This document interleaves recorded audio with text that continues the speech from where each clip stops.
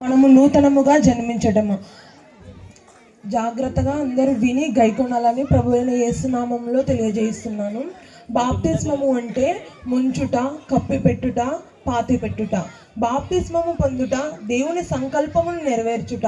లూకాసు వార్త 7వ అధ్యాయము 29వ వచనం 30వ వచనంలో వ్రాయబడి ఉన్నది.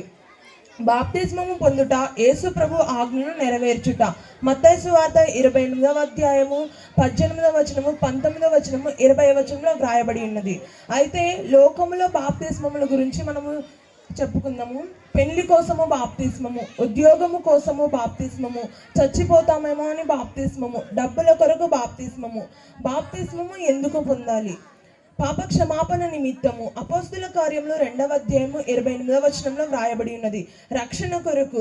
యోహాను సువార్త 16వ అధ్యాయం 16వ వచనంలో వ్రాయబడి ఉన్నది. క్రొత్తగా జన్మించుట. యోహాను సువార్త 3వ అధ్యాయం 3వ వచనంలో వ్రాయబడి ఉన్నది.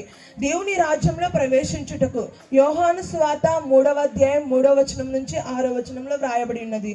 క్రీస్తు సంఘంలో ప్రవేశించుట. ఒక శరీరంలో ఉండుటకు.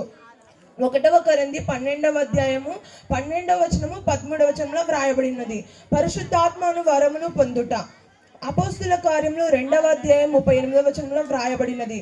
క్రీస్తులోనికి ప్రవేశించుట. గలతీయులకు రాసిన పత్రిక 3వ అధ్యాయము 27వ వచనంలో వ్రాయబడినది. క్రీస్తును ధరించుకొనుటకు. గలతీ 3వ అధ్యాయము 27వ వచనంలో వ్రాయబడి ఉన్నది. బాప్తిస్మంలో ఏమి జరుగుతుంది? రోమాపత్రిక 6వ అధ్యాయం 3వ వచనం నుంచి 5వ వచనముల వరకు.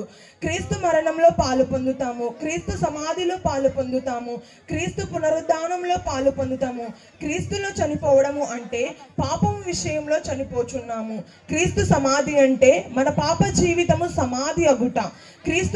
క్రీస్తుతో లేపబడటం అంటే నూతనముగా జన్మించబడుట. ఎవరు బాప్తిస్మము పొందాలంటే వాక్యము విని విశ్వసించిన వారు బాప్తిస్మము పొందాలి. ఇంకా మారు మనసు పొందిన వారు బాప్తిస్మము పొందాలి. యేసుక్రీస్తును ప్రభు అని ఒప్పుకున్న వారు బాప్తిస్మము పొందాలి. పాపము విడిచిపెట్టిన వారు బాప్తిస్మము పొందాలి. ఏది సరి అయిన బాప్తిస్మము అంటే సత్యము ప్రకటించబడాలి. రక్షింపబడుటకే బాప్తిస్మము పొందాలి. సరి అయిన పద్ధతిలో బాప్తిస్మము పొందాలి.